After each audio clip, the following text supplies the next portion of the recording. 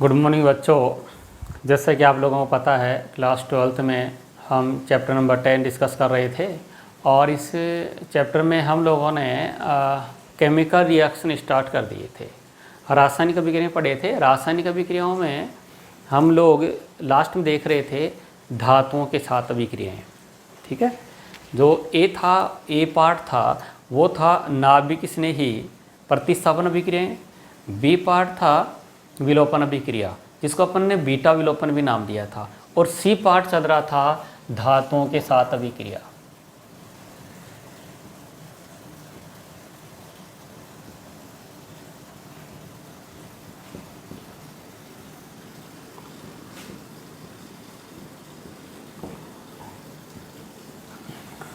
अगर धातुओं के साथ अभिक्रियाओं में देखें तो फर्स्ट अपन ने देखा था मैग्नीशियम के साथ, Mg धातु के साथ।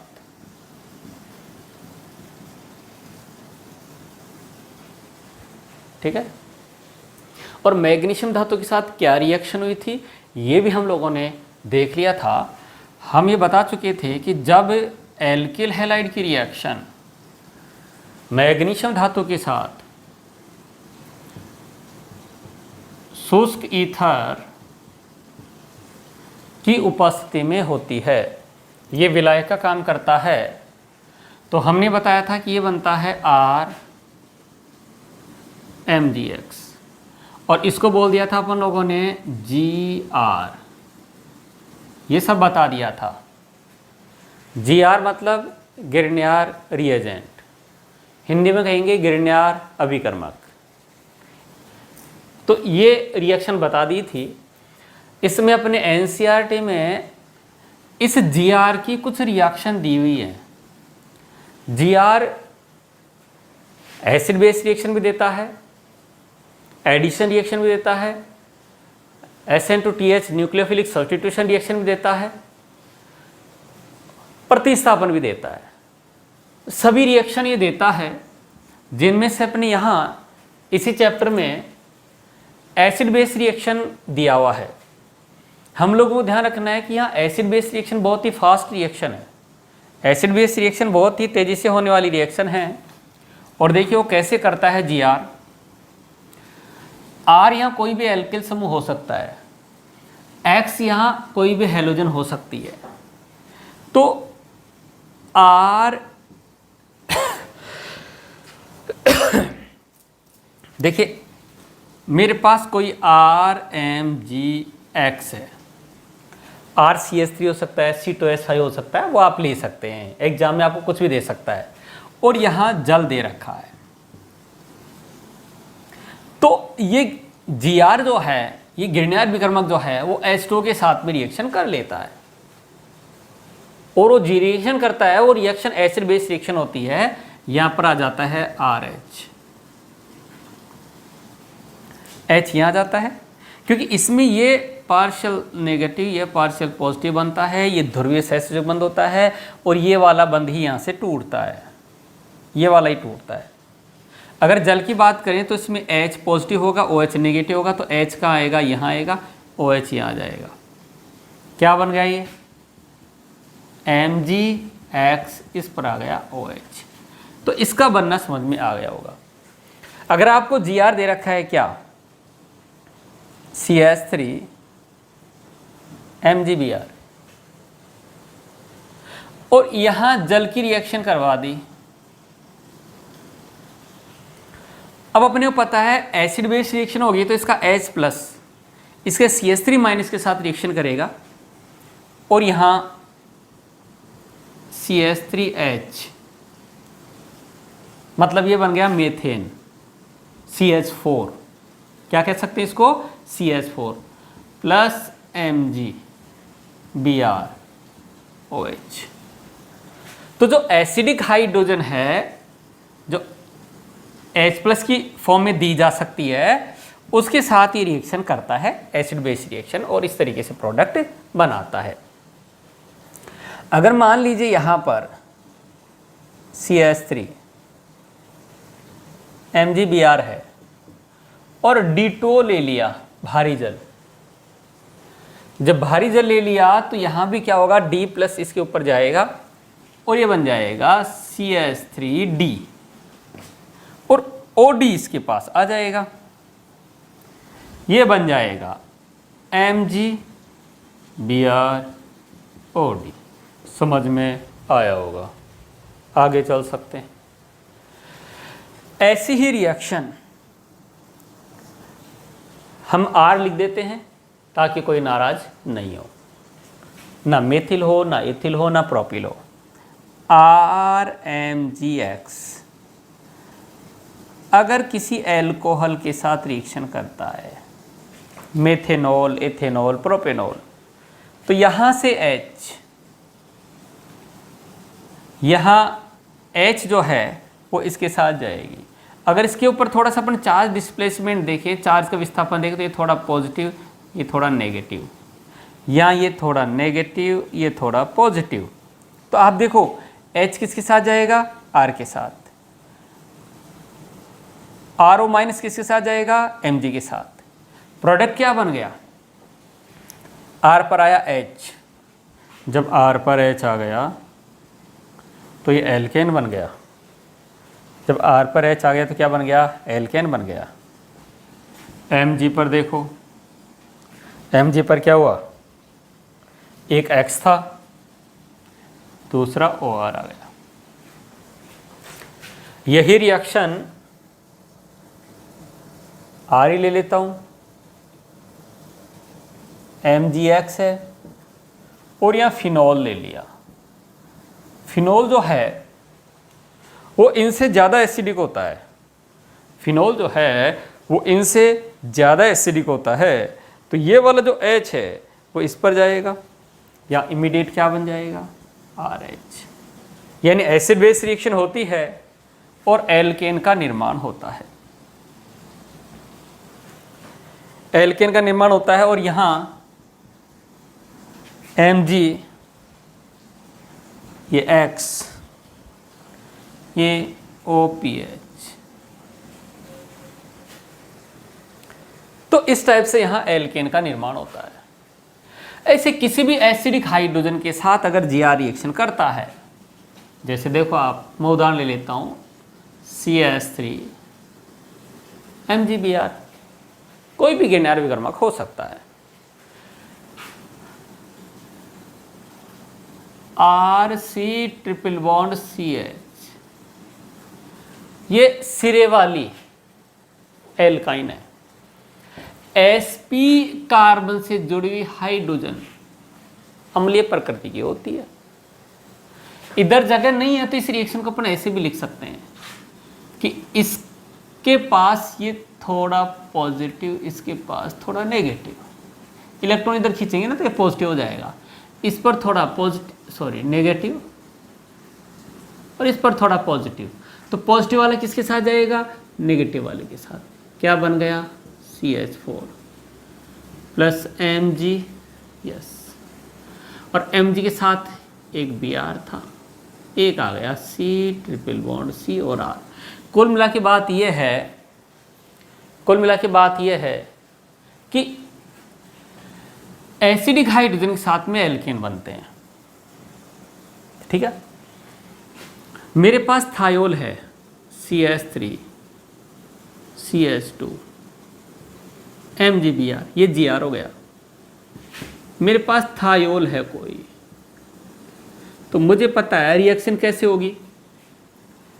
एसिडिक हाइड्रोजन है H, इसके साथ आएगी, क्योंकि थोड़ा नेगेटिव यहाँ है, थोड़ा पॉजिटिव यहाँ है, इसका पॉजिटिव यहाँ है, इसका नेगेटिव यहाँ है, तो ये वाला इसके साथ जुड़ जाएगा और ये बन जाएगा इथेन प्लस MgBr SR। कुल मिला के यहाँ एल्केन अपने को मिलता है। तो हम रासायनिक अभिक्रियाएं देख रहे थे एल्किल हैलाइड की, जिसमें ए पार्ट देखा था, ए देखा था नाभिक स्नेह प्रतिस्थापन प्रक्रिया, बी देखा था विलोपन, और सी ये चल रहा था धातुओं के साथ धातुओं के साथ 2 रिएक्शन ही देखनी है अकॉर्डिंग टू एनसीईआरटी। एक अपने पास मैग्नीशियम धातु के साथ और दूसरी आएगी सोडियम धातु के साथ। तो मैग्नीशियम धातु के साथ अपन फिर एक बार थोड़ा सा बोल देते हैं कि जब एल्किल हैलाइड शुष्क ईथर की उपस्थिति में मैग्नीशियम धातु के साथ अभिक्रिया करते हैं तो गिरनियार विकर्मक प्राप्त होता है। ये बहुत ही अच्छा विकर्मक है जो किसी भी एसिडिक हाइड्रोजन वाले यौगिक के साथ अभिक्रिया करके यहाँ एल्केन का निर्माण कर लेता है। इस तरीके से पहली रिएक्शन हुई है मैग्नीशियम धातु के साथ। अब दूसरी रिएक्शन देखेंगे सोडियम धातु के साथ। ठीक, यस।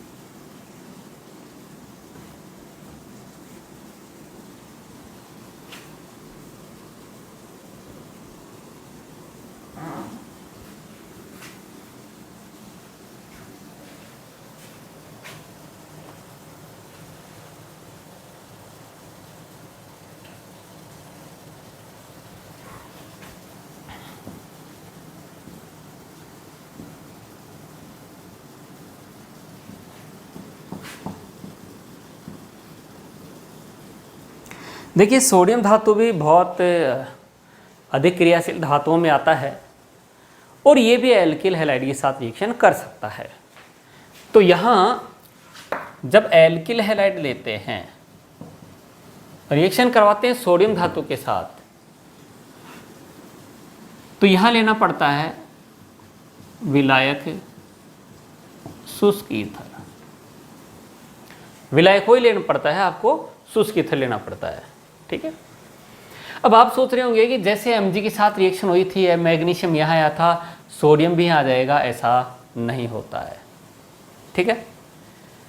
इसी बात को कैसे लिख सकता है वो? इसी बात को ऐसे भी लिख सकता है कि कोई एल्किल हैलाइड है और यहाँ सोडियम और शुष्क ईथर दोनों में रिएक्शन एक ही होने वाली है। लिखने का पैटर्न ऐसा भी हो सकता है एग्जाम में और ऐसे भी हो सकता है, कहेगा इसका प्रोडक्ट क्या है, प्रोडक्ट पहचानो। तो आप गलती ऐसे नहीं करें कि मैग्नीशियम धातु के साथ रिएक्शन हुई थी और मैग्नीशियम धातु यहाँ आ गया था तो चलो जी सोडियम भी आ जाएगा, ऐसा नहीं होता है। इसमें रिएक्शन इस टाइप से होती है कि जो RX है वो सोडियम के साथ रिएक्शन तो करता है, ये सोडियम हैलोजन को लेकर चला जाता है, तो R हो गया अकेला। तो मेरे को दूसरा R और चाहिए, तो यहाँ 2 सोडियम लेने पड़ते हैं, ये X और ये R, और विलाय क्या हो गया शुष्क ईथर। ड्राई ईथर पहले बताया था, ड्राई ईथर का मतलब है कि उसमें H2O नहीं है, एब्सेंस ऑफ वाटर, पानी की अनुपस्थिति। ईथर अपने आप में एक लिक्विड है, उसमें पानी नहीं है तो शुष्क ईथर होता है। ठीक। अब देखिए आप रिएक्शन को आप ऐसे ध्यान रखेंगे, ये चला गया। अब यहां से ये क्या बन गया, RR प्लस 2NaX। ये रिएक्शन होती है यहां। अगर आप ये चाहते हो कि साहब मैं तो कोई उदाहरण लूं तो CH3 Br ले लिया, तो 2 Na लेने पड़ेंगे और विलाय क्या है, ड्राई ईथर। ठीक है। तो ऐसा जब होता है तो यहां से 2 NaBr चला गया, CH3 ऐसे हो जाती है। तो ये तो मैंने समझाया था कि एग्जाम में ऐसे भी पूछ सकता है कि बताओ इस रिएक्शन का प्रोडक्ट क्या है, एग्जाम में ऐसे पूछ सकता है कि इस रिएक्शन का प्रोडक्ट क्या है। तो इन दोनों रिएक्शन का प्रोडक्ट ऐसे अपने को ध्यान रखना है। 12th एनसीईआरटी में और 12th में अपने इस लेवल का कोई क्वेश्चन है नहीं कि इसके मैकेनिज्म को भी लिया जाए। ठीक, तो इस तरीके से सोडियम Br को लेकर चला जाता है, ये दोनों यहाँ से जुड़ जाते हैं और यहाँ पर दुगने कार्बन का हाइड्रोकार्बन या एल्केन प्राप्त हो जाता है। तो सोडियम धातु के साथ रिएक्शन में आप क्या लिखेंगे, आप कहेंगे जब एल्किल हैलाइड की अभिक्रिया, ये तो मैंने कहा था क्वेश्चन कैसे आ सकता है, आप ये लिख देंगे जब एग्जाम में आएगा क्या कि एल्किल हैलाइड की सोडियम धातु के साथ अभिक्रिया। ठीक है, तो आप कहेंगे कि जब एल्किल हैलाइड शुष्क ईथर की उपस्थिति में, जब एल्किल हैलाइड शुष्क ईथर की उपस्थिति में सोडियम धातु के साथ अभिक्रिया करते हैं तो दुगने कार्बन का, तो एल्किल समूह के दुगने कार्बन का एल्केन प्राप्त होता है। तो एल्किल समूह के दुगने कार्बन का एल्केन प्राप्त होता है और यही अपने पास हो गई एल्किल हैलाइड की सोडियम धातु के साथ रिएक्शन। तो यहाँ प्रॉब्लम नहीं आनी चाहिए। जैसे एग्जाम में क्वेश्चन आ गया अपने पास यूं, CH3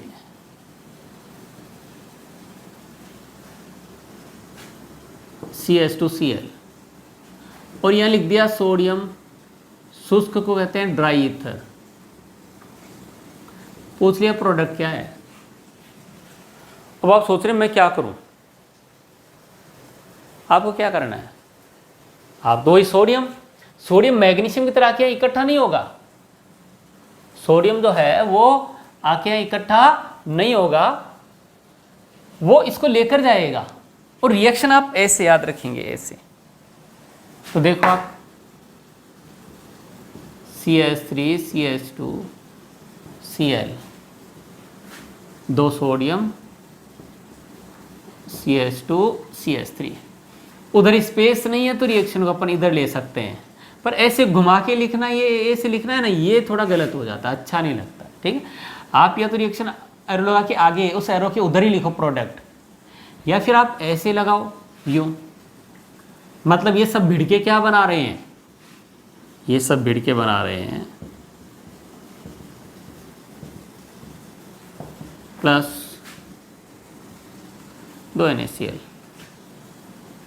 तो ये मेरे पास क्या बन गया, N ब्यूटेन। और ये क्या था मेरे पास, क्लोरोइथेन। तो कुल मिला के इसमें कार्बन कितना था, 2 था, इसमें कितना मिल गया, 4 मिल गया। नहीं ये बात समझ में। तो यहां जो है कार्बन की संख्या क्या हो जाती है, डबल हो जाती है। बात समझ में आ गई होगी। तो ये सोडियम के साथ रिएक्शन चल रही थी। इसमें अपन और भी थोड़ी सी उदाहरण लेते हैं, थोड़ा और समझने की कोशिश करते हैं।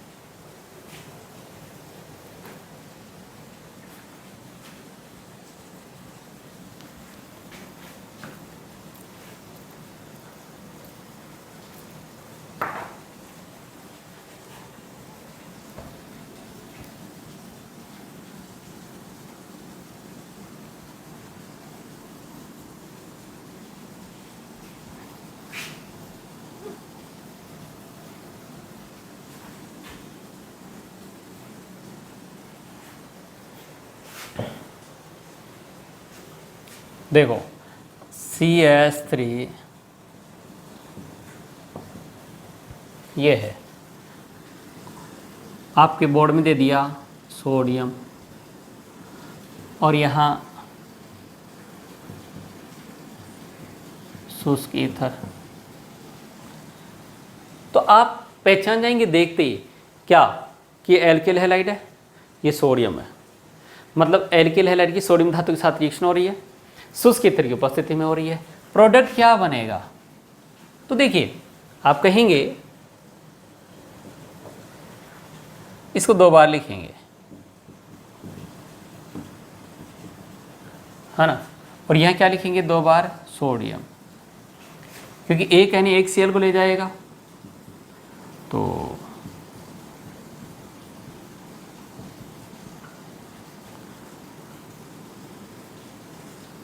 दो NaCl चला गया। अब देखो आप,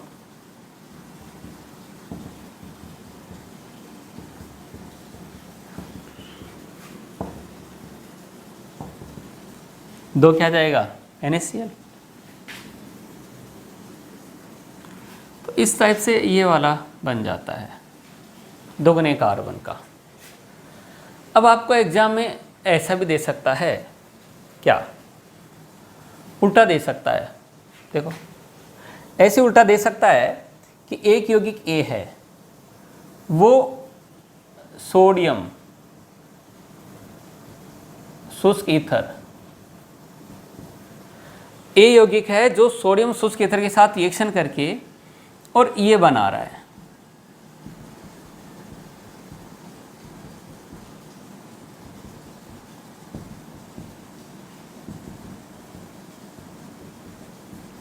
ये बना रहा है, तो बताओ A यौगिक क्या है। ऐसा भी अपने बोर्ड में आ जाता है कि A यौगिक की संरचना दीजिए। अब इसको देखना है कि सोडियम है, शुष्क ईथर है, और यहाँ हाइड्रोकार्बन बना है और NaBr निकला है। मुझे पता है, हो सकता है वो दो नहीं दे यहाँ, तो भी अपने को दो समझना है। समझ जाना चाहिए कि यहाँ कोई एल्किल हैलाइड है जो रिएक्शन किया है, और हैलाइड कौन है, ब्रोमाइड है। तो आप क्या करेंगे कि दुगने कार्बन का अपने को हाइड्रोकार्बन मिलता था, तो इसको दो बराबर भागों में तोड़ देंगे। तोड़ने के बाद एक टुकड़ा ये है, दूसरा वो है, तो इसके साथ देखो आप, यहाँ कौन आ गया, Br और ACH3। तो हम ये कह सकते हैं कि A ये है, या Br कर देंगे या Br, NaBr चला जाएगा, यही तो मिला है। तो कुल मिला के यह है कि अगर अपने को इस रिएक्शन में प्रोडक्ट दे सकता है तो रिएक्टेंट हम बता सकते हैं, रिएक्टेंट दिया है तो प्रोडक्ट बता देंगे। यह एग्जाम में कह सकता है कि एथिल क्लोराइड की अभिक्रिया, एथिल क्लोराइड की अभिक्रिया सोडियम धातु के साथ शुष्क ईथर की उपस्थिति में लिखिए, तो भी अपन लिख सकते हैं। आपको बहुत अच्छा लगेगा जब आप NCERT में पीछे जो क्वेश्चंस दे रखे हैं वो कर लेंगे। तो आप पता है कि अब जो पेपर आ रहा है वो ज़्यादा लेवल का नहीं आ रहा होता है, नीट का NCERT बेस आ रहा है, तो आप NCERT के अकॉर्डिंग चलते रहें। आप बुक में देखेंगे सब इसी सीक्वेंस में ऐसे कैसे दिया हुआ है। पीछे जो क्वेश्चंस दे रखे हैं वो भी आपको जैसे टॉपिक पढ़ रहे हैं हाथ वहाँ डिस्कस करना है। ऐसे नहीं पूरा चैप्टर कंप्लीट होने का वेट करें। जैसे कोई टॉपिक कंप्लीट होता है तो आप ये देखें कि इससे रिलेटेड क्वेश्चंस क्या दिए हुए हैं, तो आप उनको सॉल्व करने की कोशिश करें। ऐसे नहीं कि पूरा चैप्टर खत्म होगा तो फिर अपन पीछे क्वेश्चंस देखेंगे क्या क्या हो रहा है, नहीं, वहाँ क्वेश्चंस दे रखे हैं। जैसे विलोपन का क्वेश्चन दे रखा है, तो जैसे विलोपन पढ़ लिया खत्म हुआ तो आप विलोपन के क्वेश्चन देख लो वहाँ। जैसे ये रिएक्शंस हैं तो आप पीछे जो क्वेश्चन दे रखे हैं उनमें ढूंढो, आप सर्च करो कि इस पर संबंधित क्वेश्चन कौन कौन से हैं, वो आपको करने हैं। और अब पता है जब पेपर ही NCERT बेस आ रहा है तो NCERT की लाइन टू लाइन तो आप कम से कम क्लियर करते चलो, फिर और डिटेल से पढ़ना होगा तो और पढ़ा देंगे। NCERT आपकी हर एक लाइन क्लियर हो जाएगी, NCERT का हर एक क्वेश्चन क्लियर हो जाएगा, ठीक है, अगर आप ऐसा कर रहे हैं तो। आगे चलते हैं। रिएक्शन सोडियम धातु के साथ ही पढ़ रहे हैं, लेकिन एक केस और आ जाता है।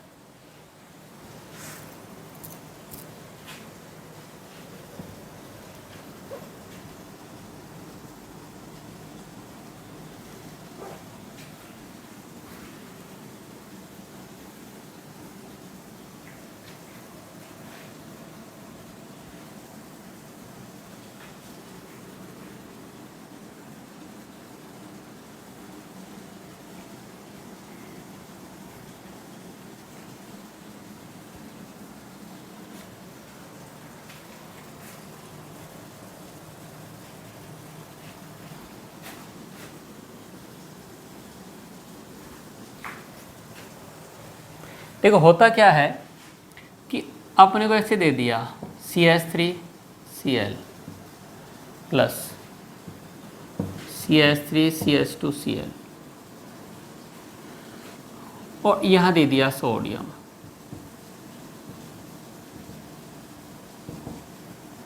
शुष्क ईथर, ऐसे दिया हुआ है। अब मैं सोडियम की रिएक्शन किसके साथ करवाऊं? इसके दोनों के साथ करवाऊं या इसके दोनों के साथ करवाऊं? या मेरे दिमाग में ऐसा आ रहा है कि दो सोडियम यहाँ की Cl और यहाँ की Cl, उसको लेकर चले जाएंगे और ये दोनों जुड़ जाएंगे। ये तो समझ में आ रहा है क्या कि ये सोडियम, दो सोडियम दोनों क्लोरीन को ले जाएंगे और ये दोनों जुड़ जाएंगे, तो ये प्रोडक्ट बन जाएगा। ये तो सबके समझ में आ रहा है।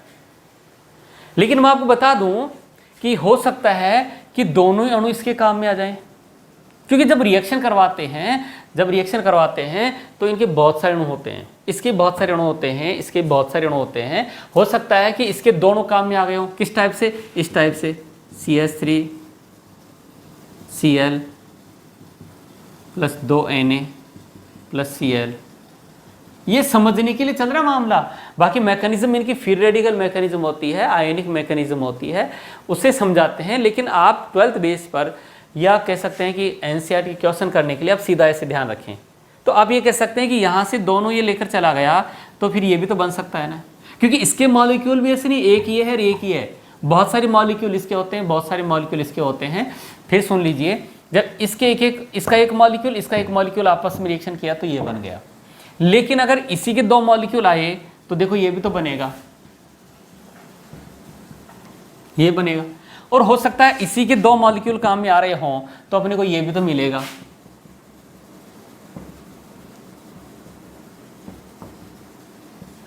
ये भी मिलेगा।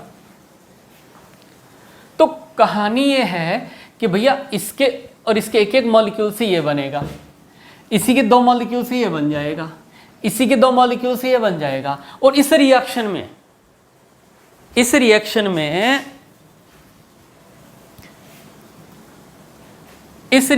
में वो पूछेगा कि इसके पॉसिबल संभावित प्रोडक्ट क्या है। समझ गए? तो इसके संभावित प्रोडक्ट क्या निकल कर आएंगे? ये भी आएगा, ये भी आएगा और ये भी आएगा। ये सब इनके संभावित उत्पाद हैं। बात समझ में आ रही होगी? ये इसके पॉसिबल प्रोडक्ट्स होते हैं। तो कुल मिला के हम ये कह सकते हैं कि जब एल्किल हैलाइड का मिश्रण लेकर, एक से अधिक प्रकार के एल्किल हैलाइड, जब एक से अधिक प्रकार के एल्किल हैलाइड लेकर शुष्क ईथर की उपस्थिति में सोडियम धातु के साथ अभिक्रिया करवाते हैं तो हमें हाइड्रोकार्बन का या एल्केन का मिश्रण प्राप्त होता है। ये पता होना चाहिए। बोलो, कहानी समझ में आ गई होगी? तो इस तरीके से सोडियम धातु जब एल्किल हैलाइड के मिश्रण के साथ अभिक्रिया करता है तो हमें हाइड्रोकार्बन का मिश्रण प्राप्त होता है। ये भी अपने को ध्यान होना चाहिए। जैसे पूछ लिया कि यहां क्रियाकारक बताइए, यदि रिएक्शन के प्रोडक्ट ये हैं तो तुम ये कहेंगे सोडियम और शुष्क ईथर के साथ में एल्किल हैलाइड रिएक्शन करता है तब हाइड्रोकार्बन बनते हैं। तो इसको यहां से बराबर तोड़ के बना सकते हो, इसको यहां से बराबर तोड़ के बना सकते हो, तो पता चलेगा कि इसमें कहीं से भी तोड़ के बना सकते हो। पता चलेगा ये दो ही बन पाएंगे, तीसरा नहीं हो पाएगा। तो इस तरीके से ये थे एल्किल हैलाइड की धातुओं के साथ अभिक्रिया। तो कुल मिलाकर ये है कि एल्किल हैलाइड की धातुओं के साथ अभिक्रिया भी खत्म हो गई है। कुल मिला के एल्किल हैलाइड की रासायनिक अभिक्रियाएं खत्म हो गई हैं एल्किल हैलाइड की, जिसमें 3 प्रकार की अभिक्रिया पड़ी हैं। पहली नाभिक स्नेह प्रतिस्थापन, दूसरी विलोपन और तीसरी धातुओं के साथ। अब हम पढ़ेंगे हेलो एरिन या एरिल हैलाइड की रासायनिक अभिक्रियाएं, क्योंकि इनका प्रिपरेशन तो एक साथ ही पढ़ लिया था। देखो इस चैप्टर में मेनली है क्या? मेन है हेलो एल्केन और हेलो एरिन। फिर मैं आपको एक बार समझाता हूं कि halo arene, halo arene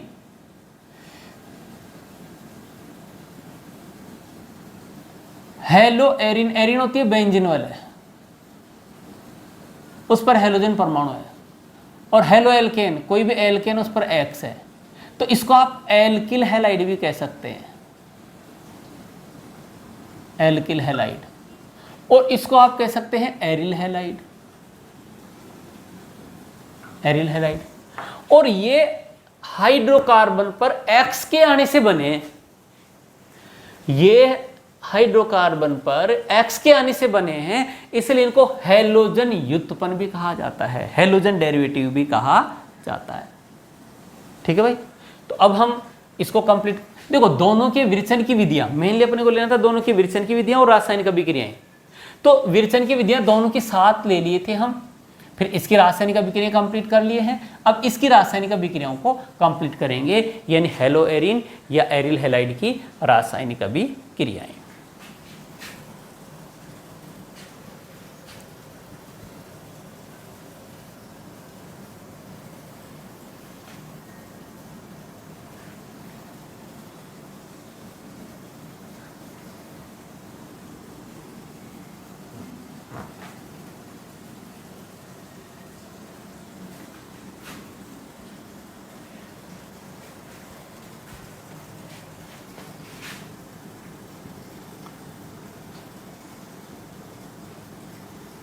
halo Erin या एरिल हैलाइड, हेलो एरिन या एरिल हैलाइड, दोनों का मतलब एक ही है कि रासायनिक अभिक्रियाएं। ठीक है। ये आपको पता होना चाहिए कि है क्या, ये है ऐसा। यस। अब इसमें कौन कौन से अभिक्रियाएं हो सकती हैं? तो इसमें एक अभिक्रिया हो सकती है इसका प्रतिस्थापन, पॉसिबिलिटी। तो नाभिक किसने आएगा, X माइनस को हटेगा, किसको हटाएगा, X माइनस को, तो हटेगा वो क्या हो गया, X माइनस। तो पहली जो रिएक्शन होंगी वो है नाभिक स्नेही प्रतिस्थापन अभिक्रिया। पढ़ क्या रहे हैं बच्चों? पढ़ रहे हैं हेलो एरिन या एरिल हैलाइड की रासायनिक अभिक्रियाएं। बी पढ़ेंगे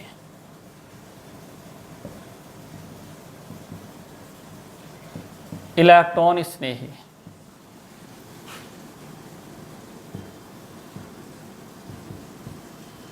प्रतिस्थापन अभिक्रियाएं। सी पढ़ेंगे धातुओं के साथ।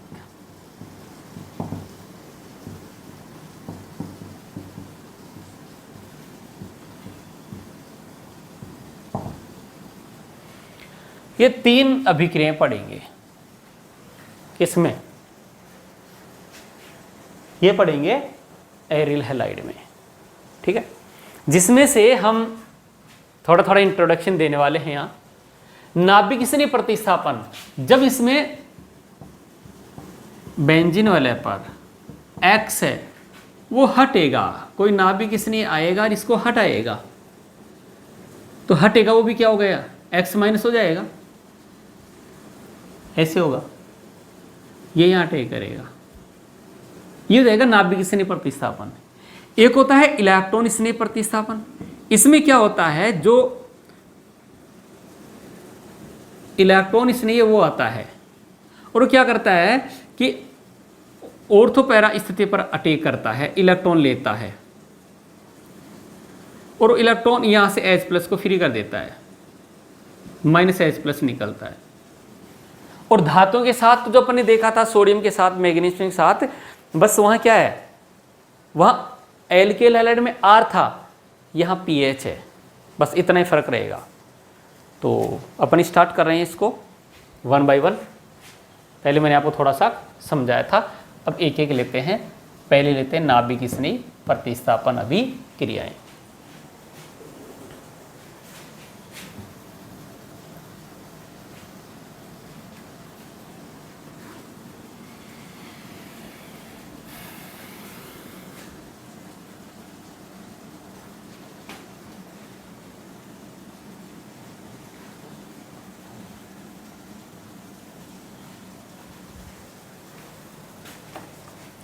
देखो, अगर नाभिक स्नेही प्रतिस्थापन अभिक्रिया की बात करें, नाभिक स्नेही प्रतिस्थापन अभिक्रिया की बात करें तो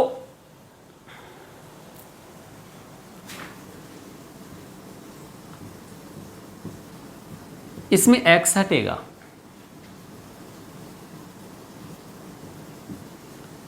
लेकिन x कहता है मैं आसानी से नहीं हटूंगा। समझ रहे मेरी बात को? बात यह है कि नाभिक स्नेही प्रतिस्थापन अभिक्रिया में इस x को हटना पड़ेगा इलेक्ट्रॉन लेकर, लेकिन x कहता है मैं आसानी से नहीं हटूंगा। तो हम पूछेंगे क्यों नहीं हटेगा, तो उसके 2-3 कारण हैं। और जब नहीं हटेगा तो हम ये कह देते हैं कि हेलो एरीन या एरिल हैलाइड, एक ही बात है, एरिल हैलाइड। देखिए, अगर यहां x है तो एरिल हैलाइड कहूंगा, Cl है एरिल क्लोराइड, Br है एरिल ब्रोमाइड। समझ रहे हो?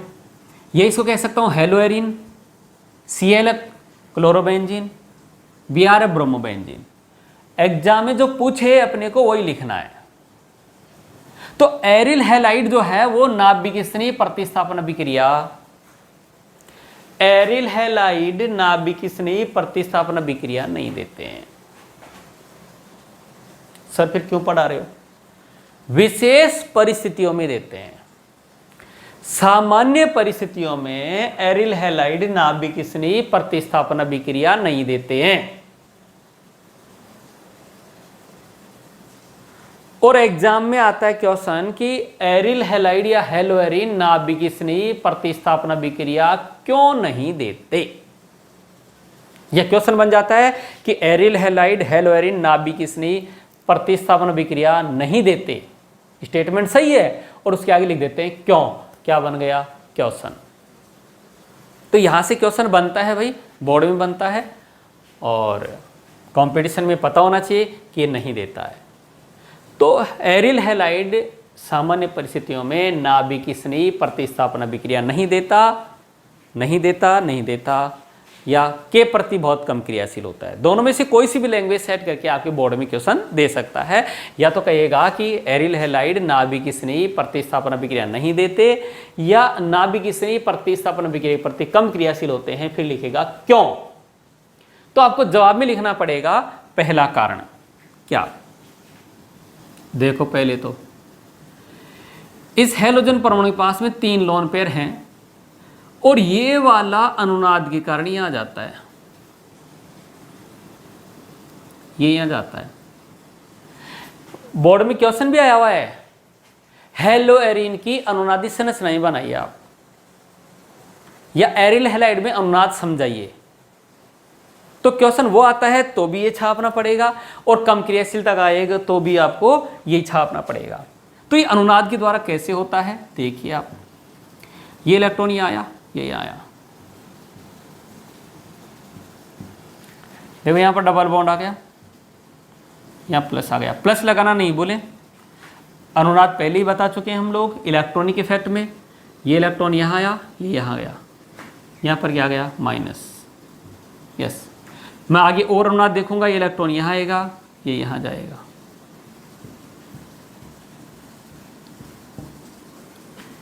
Double bond X plus, double bond आ गया, डबल बॉन्ड और यहाँ पर माइनस, फिर इलेक्ट्रॉन यहाँ आएगा और ये यहाँ आएगा।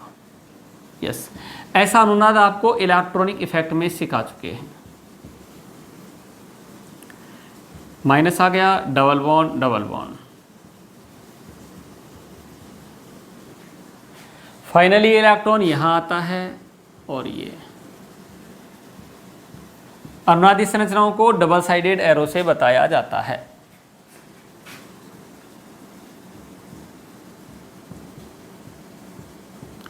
और इनका मिला जुला जो रूप होता है वो अनुनादी संकर कहलाता है। उसको बड़े ब्रैकेट में, बड़े कोष्ठक में बंद कर देते हैं। और वो क्या कहता है, वो कहता है कि देखो यहाँ single bond, double bond, double double single, तो यहाँ कभी सिंगल बॉन्ड होता है, कभी डबल बॉन्ड होता है। यहाँ सिंगल है और सिंगल है, यहाँ डबल है, तो कभी यहाँ सिंगल है, कभी डबल है, यहाँ कभी सिंगल है, कभी डबल है, कभी सिंगल है, कभी डबल है, कभी सिंगल है, कभी डबल है। मतलब रियल में यहाँ पार्शियल डबल बॉन्ड है, मतलब आंशिक द्विबंध होता है। यहाँ इस पर प्लस होता है, तो यहाँ क्या होते हैं, माइनस होते हैं, 3 जगह माइनस आता है। बात समझ में आ गई? तो इसमें हम ये देख रहे हैं कि यहां CX बंध के मध्य क्या आ गया, आंशिक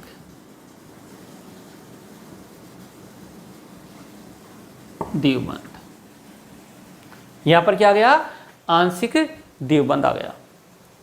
अब मुझे पता है कि बंध ऊर्जा उतनी ज्यादा होती है जितना बंध क्रम होता है। मतलब मैं ये कह सकता हूं कि सिंगल बंध है, सिंगल बॉन्ड है, एकल बंध है, तो आसानी से टूट जाएगा। द्विबंध और मुश्किल से टूटेगा, त्रिबंध और मुश्किल से टूटेगा। तो एल्किल हैलाइड में तो क्या होता है कि यहां पर सिंगल बॉन्ड होता है और वो आसानी से टूट जाता है। लेकिन एरिल हैलाइड में यहां आंशिक द्विबंध आ गया, और आंशिक द्विबंध को एकल बंध की तुलना में तोड़ना कठिन होता है, और जो कठिन होता है वो काम होगा नहीं, और जो ये बंध टूटेगा नहीं तो अभिक्रिया होगी नहीं। तो यहां पर नाभिक स्नेही प्रतिस्थापन अभिक्रिया बहुत कम होती है। तो आप कहेंगे इसमें पहला बहुत अच्छा कारण है ये, है क्या, एरिल हैलाइड नाभिक स्नेही प्रतिस्थापन अभिक्रिया नहीं देते। क्यों? क्योंकि एरिल हैलाइड में अनुनाद के कारण कार्बन तथा हैलोजन के मध्य आंशिक द्विबंध आ जाता है, जिसे एकल बंध की तुलना में तोड़ना कठिन होता है, इसलिए बंध टूटता नहीं है और नाभिक स्नेही प्रतिस्थापन अभिक्रिया नहीं होती है। ये पहला और बहुत ही महत्वपूर्ण कारण आया है, और ये कारण लिखने के साथ साथ आपको ये अनुनाद भी बताना पड़ेगा। अगर ये अनुनाद नहीं बताओगे तो आपको नंबर नहीं मिलेंगे। तो इस तरीके से नाभिक स्नेही प्रतिस्थापन अभिक्रिया, इस तरीके से हम नाभिक स्नेही प्रतिस्थापन अभिक्रिया नहीं होने के कारण देख रहे थे। अभी और भी कारण देखेंगे, लेकिन अब समय सीमा को ध्यान में रखते हुए इस लेक्चर को अपन यहीं फिनिश करेंगे। बचे हुए कंटेंट को अपन नेक्स्ट लेक्चर में लेंगे। इस लेक्चर को यहीं समाप्त करते हैं। धन्यवाद।